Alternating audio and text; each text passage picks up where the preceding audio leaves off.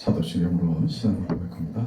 나는 전능하신 아버지 하나님 천지의 창조주를 믿습니다. 나는 그의 유일하신 아들 우리 주 예수 그리스도를 믿습니다. 그는 성령으로 잉태되어 동정녀 마리아에게서 나시고 본디오 빌라도에게 고난을 받아 십자가에 못 박혀 죽으시고 장사된 지 사흘 만에 죽은 자 가운데서 다시 살아나셨으며 하늘에 오르시어 전능하신 아버지 하나님 우편에 앉아 계시다가 거기로부터 살아있는 자와 죽은 자를 심판하러 오십니다. 나는 성령을 믿으며 거룩한 공교회와 성도의 교제와 죄를 용서받는 것과 몸의 부활과 영생을 믿습니다. 아멘. 263장 찬송합니다.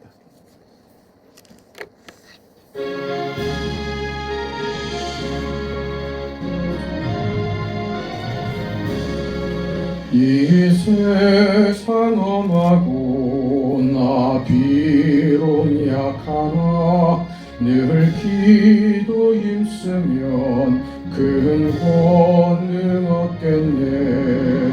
주의 은혜로 대속받아서 피와 같이 주같이 이겠네. 주님의 권능은 한없이 크오니 돌 같은 내 마음 곧 녹여주소서. 주의 은혜로 대속받아서 피와 같이 붉은 죄 눈같이 희겠네. 내 마음이 약하여 늘 넘어지오니 주 예수 힘주사 굳세게 하소서. 주의 은혜로 대속받아서 피와 같이 붉은 죄 눈같이 희겠네. 죄사함 받은 후 새 사람 되어서 주 앞에 서는 날 늘 찬송하겠네. 주의 은혜로 대속받아서 피와 같이 붉은 죄 눈같이 희겠네. 아멘.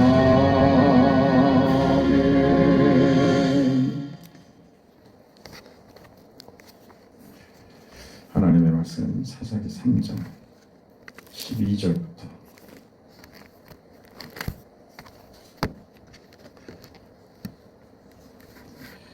12절부터 25절까지 보겠습니다.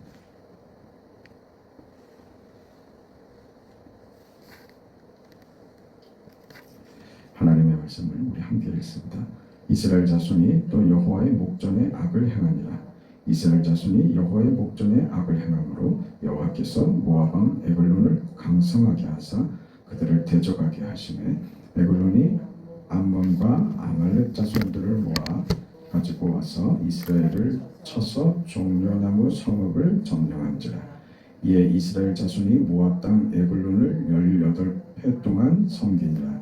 이스라엘 자손이 여호와께 부르짖음에 여호와께서 그들을 위하여 한 구원자를 세우셨으니 그는 곧 베냐민 사람 게라의 아들 왼손잡이 에옷이라.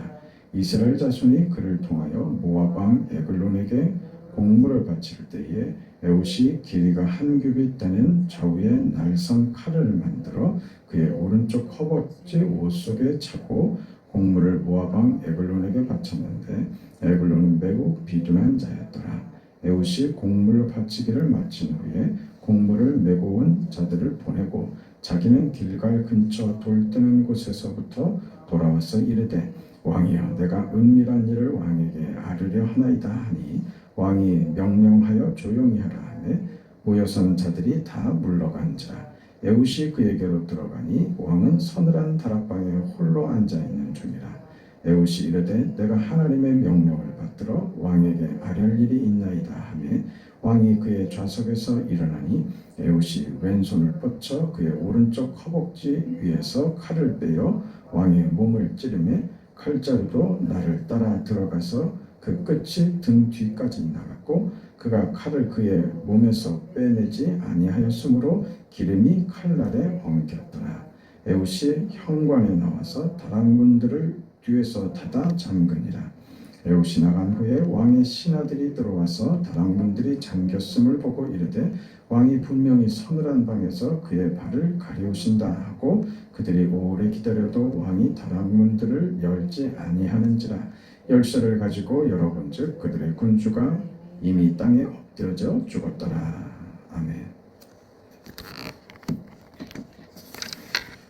에훗 사사가 이스라엘을 구원하는 이야기가 오늘 본문에 소개되어 있습니다.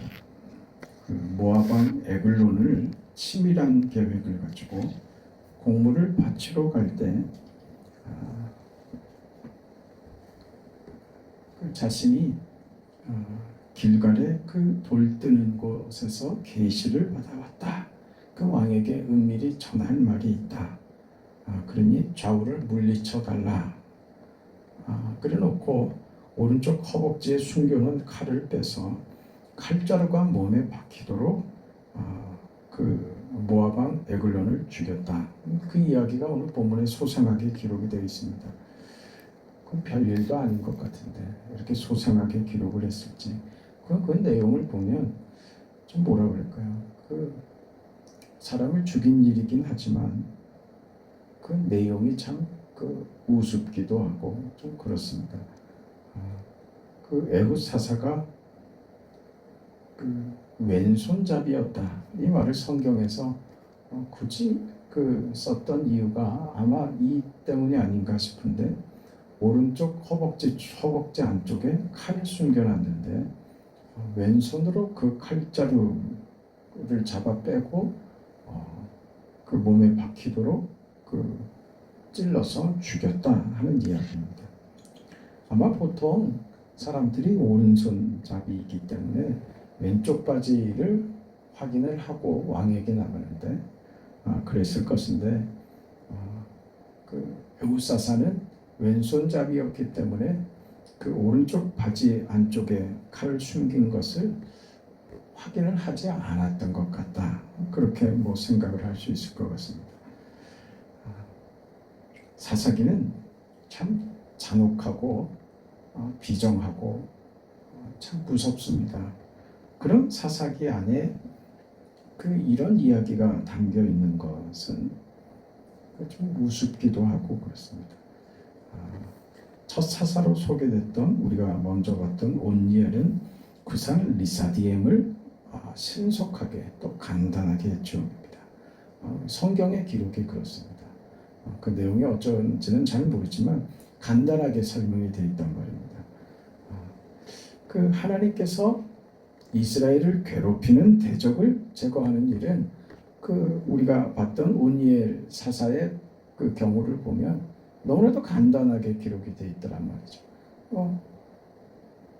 말 한마디로 그냥 해결이 되는 것 같이 그렇게 쉽게 돼버렸습니다. 하나님이 하시는 일은 간단한 일입니다. 그게 어려워서 하나님께서 시간을 두시는 것이 아닙니다. 그리고 그 대적을 치는 일은 그렇게 중요한 일도 아닙니다. 힘든 일이 아니라는 말입니다. 그건 하나님께서 지금 사사기를 통해서 우리가 봐야 하는 것은 그런 것입니다. 역사와 그 세상의 창조주이시며 주관자이신 하나님께서 하나님의 일을 행하시는 일은 너무나도 간단하고 쉬운 일이다. 그런 말이죠. 그 마가복음 4장에 가면 예수님께서 풍랑이는 그 바다를 걸어가시죠. 그리고 또 그 풍랑이 일어서 배가 깨져가는데 제자들은 죽겠다가 아우성을 치는데 예수님께서는 베개를 베고 주무시더란 말이죠. 그건 창조주의 모습인 겁니다. 피조물이 어찌할 수 없는 창조주의 그 지위를 보여주시는 것이죠. 그러니까 예수께서 바다를 향하여 잠잠하라 하니 그냥 잠잠해지는 것입니다. 이런 것이죠. 어떤 그 피조물도 창조주인 하나님 앞에 그 어떤 식으로도 창조주를 대항할 수도 없고 범할 수도 없다 하는 것이죠. 어떻게 피조물이 창조주를 해하거나 밀어낼 수 있겠습니까? 너무나도 자명한 사실인데 오늘 하나님께서 그의 사사를 세워서 에글론을 해치우는 일은 사실은 일도 아니다 그 말입니다. 애써서 할 일이 아니다. 그냥 하나님이 뜻만 정하시면 그냥 되는 일이다. 그런데 그걸 왜 이렇게 구절구절 그 상세하게 소상하게 이런 그 기록을 했을까 하는 것이 우리는 의문스럽기도 한 겁니다. 우리가 사사기를 보면서 계속 생각해왔던 내용입니다. 왜 이렇게 하실까? 사사기를 통해서 우리가 던져야 되는 질문과 하나님께서 사사기를 통해서 우리에게 주시고자 하는 말씀의 그 초점이 어디 있는가 하는 겁니다. 우리 사사기 3장 1절에 보면 여호와께서 가나안의 모든 전쟁들을 알지 못한 이스라엘을 시험하려 하시며 이스라엘 자손의 세대 중에 아직 전쟁을 알지 못하는 자들에게 그것을 가르쳐 알게 하려 하사 남겨두신 이방 민족들 이렇게 얘기합니다. 이러저러하게 여러 족속들이 남아 있었습니다. 그 이스라엘의 반역, 하나님을 외면하고 거부하는 배도가 일어나죠. 그 남겨둔 그 족속들이 이스라엘에게 위협이 됩니다. 저들을 압제하는 권력이 되기도 합니다. 그래서 이스라엘과 이 이방 가나안 그 족속들 사이에 충돌과 공포가 일어나고 고통이 일어나고 두려움과 절망에 떨게 됩니다. 그때 하나님께 고하고 사사를 세워 하나님께서 회복하기를 반복하는 겁니다. 이런 지리한 내용, 반복되는 내용이 사사기 내내 펼쳐진다는 말이죠. 그런데 사사기 3장에 우리가 봤던 대로 이런 지리한 과정이 왜 생겼느냐? 가나안 족속을 다 몰아내지 않았기 때문에 생겼다.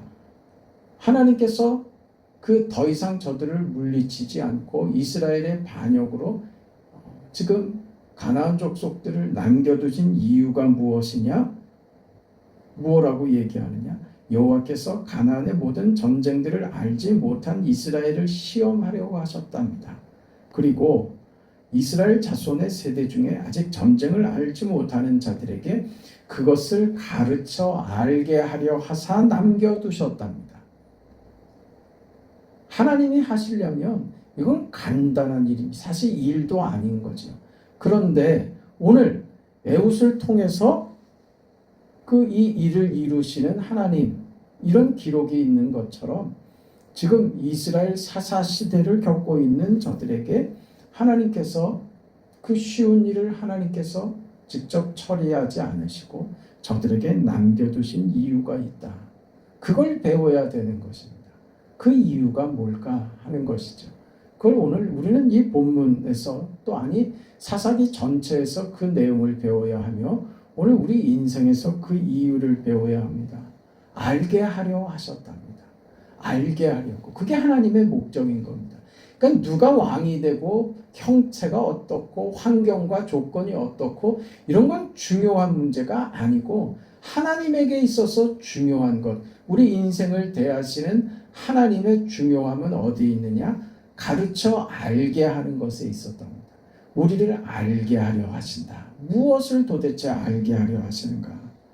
전쟁을 알게 하려 하여 저희를 시험하였다. 하나님의 뜻이죠. 하나님의 마음을 알게 하려 하는 겁니다. 무엇이요?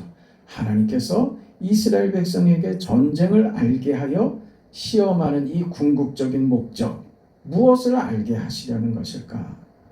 하나님의 진정한 목적은 이런 과정들, 남겨둔 가나안으로 인하여 같이 어려움을 겪고 전쟁하고 공포를 느끼고 하는 이 과정들을 하나님께서 저들의 배반과 배약으로 말미암은 이 결과를 그냥 놔두심으로써 저들이 무엇인가 배우기를 원하셨답니다. 전쟁을 통해서 뭘 배울까요?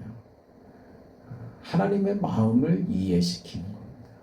우리가 어려움을 겪어보고 힘든 일을 겪어보고 상처도 받아보고 세상에서 전쟁 같은 현실을 살아내고 그 건강이 안 좋아 수술도 해보고 하는 이런 과정들입니다. 이런 걸 통해서 하나님이 우리에게 알게 하고픈 것이 있다. 그게 무엇이냐? 아버지 하나님의 마음이다. 그 하나님의 마음을 이해시키고 만족시키는데 하나님의 목적이 있는 것입니다. 그 자리로 항복하기를 하나님이 원하시는 겁니다. 그래서 우리에게 기회를 주시고 경우를 주시고 그것을 오늘 본문은요 시험하려 하셨다 이렇게 얘기하는 거예요. 그게 하나님의 시험이었던 겁니다. 우리는 선택한 결과를 봅니다. 그리고 후회하죠. 그리고 앞으로 나아갑니다. 이 사사기의 반복 아닙니까?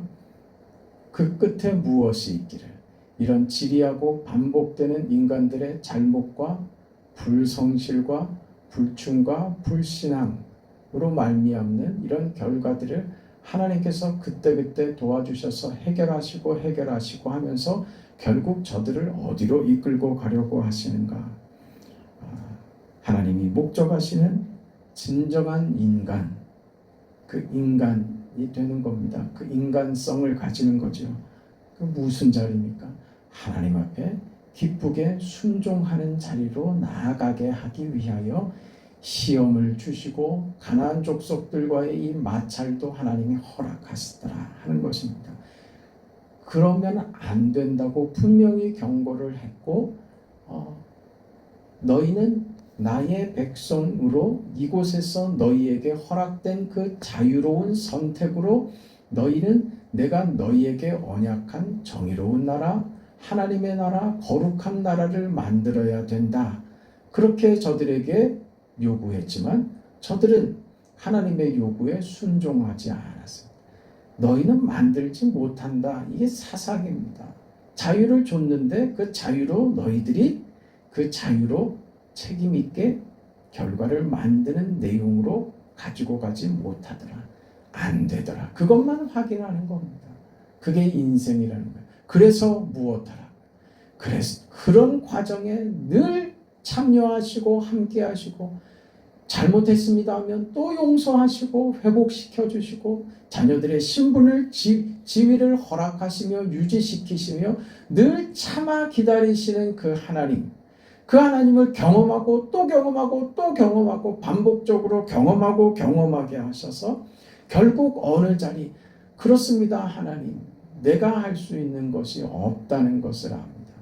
하나님께 기쁘게 순종하겠습니다 하는 이 자리까지 하나님이 우리를 데리고 오시려는 거죠. 이게 하나님의 기쁘신 뜻이며 우리를 알게 하려 하여 시험하신 하나님의 목적이다. 그겁니다. 세상에 누가 통치자가 되고 세상에 어떤 환경과 조건이 되고 경제 상황이 어떻고 정치적으로 어떻고 그건 하나님의 관심이 아닙니다. 우리의 관심이죠. 하나님의 관심과 목적은 우리 자신에게 있습니다. 어떤 자로서 하나님 앞에 선 하나님의 자녀로 온전하게 서 있기를 그게 하나님의 관심입니다. 나머지 조건이나 환경이니 하는 것들은 이것을 위한 수단이고 하나님께서 하룻밤에 하루아침에도 당장 어떻게든 만들어 버릴 수 있는 아무것도 아닌 것들입니다. 허상들이죠. 이게 실제가 아니란 말입니다. 하나님의 목적은 우리 자신에게 있습니다. 이 현실들, 이 어려움들, 아픔과 좌절과 슬픔과 배신을 당하는 이런 현실 속에 우리로 살아보게 하셔서 결국 깨닫게 하시는 거죠. 배우게 하려고 하시는 거죠.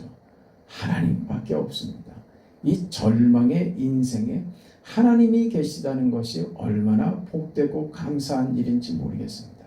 나의 인생을 하나님 앞에 기쁘게 순종하며 나아가겠습니다. 그렇게 사사기를 읽어야 된다는 것입니다. 왜 이 사람들은 또 실수하고 또 실수하고 똑같은 잘못을 이렇게 반복할까? 이 바보 같은 놈들. 나 같으면 절대 한 번은 내가 그럴 수 있어도 난 절대 두 번은 안 그럴 거야. 우리가 그렇게 얘기하지만 그건 착각입니다. 아니 우리도 수도 없이 반복하고 반복하여 잘못하고 있는 인생들. 사사기를 통해서 우리가 배워야 할 것은 그겁니다. 잘못하는 인생들은 우리와 똑같습니다. 다름이 없습니다. 거긴 답이 없습니다. 그럼에도 끊임없이 참고 기다리시는 하나님, 그 하나님이 우리 아버지가 되신다. 기다리신다. 참으신다. 포기하지 않으시고 나를 가르쳐 기쁨의 순종을 하는 복된 인간의 자리로 우리를 이끌어 가려고 하신다. 그 하나님을 만나시기 바랍니다. 그런 복된 날, 우리 인생에 복된 영광이 거기 있음을 발견하고 그렇게 우리 인생을 사시기를 원합니다. 자비하신 아버지 하나님, 하나님의 선하신 은혜와 사랑을 감사드립니다. 아버지 하나님, 이 땅 살아가면서 우리가 만 가지 일들을, 여러 가지 어려운 일들을, 경우를 우리가 겪게 되는데 하나님 그 안에서 배울 수 있는 믿음을 허락하여 주옵소서. 언제나 우리 인생이 내가 사는 것 같고 내가 주장하는 것 같고 내가 결정하는 것 같고 그렇게 내가 생각하는 대로 그렇게 막연히 잘 될 것이라고 기대하지만 세상이 우리를 속이고 우리 인생들이 내 뜻대로 되지 않는다는 것만 확인할 뿐입니다. 자비하신 아버지 하나님, 우리에게 믿음의 믿음을 더하셔서 우리 인생에 오직 하나님밖에 없음을 더 깊이 깨닫게 하시고 하나님 손잡고 하나님 의지하며 주님을 바라보는 그 순종의 기쁨이 우리 인생의 감격이 되게 하시고 즐거움이 되게 하시고 그렇게 뛰어다니며 그렇게 감사하며 감격하며 기뻐하며 우리 인생을 살아가는 하나님 앞에 순종이 있는 거룩한 삶을 사랑하는 성도들 모두가 살아가도록 축복하여 주옵소서. 몸이 아픈 성도들이 있습니다. 자비하신 아버지 하나님, 저들을 불쌍히 여기시고 건강하게 회복되도록 은총을 더하시옵소서. 예수님의 이름으로 기도합니다. 아멘. 하늘에 계신 우리 아버지여, 이름이 거룩히 여김을 받으시오며 나라가 임하시오며 뜻이 하늘에서 이루어진 것 같이 땅에서도 이루어지이다. 오늘 우리에게 일용할 양식을 주시옵고 우리가 우리에게 죄 지은 자를 사하여 준 것 같이 우리 죄를 사하여 주시옵고 우리를 시험에 들게 하지 마시옵고 다만 악에서 구하시옵소서. 나라와 권세와 영광이 아버지께 영원히 쌓옵나이다. 아멘.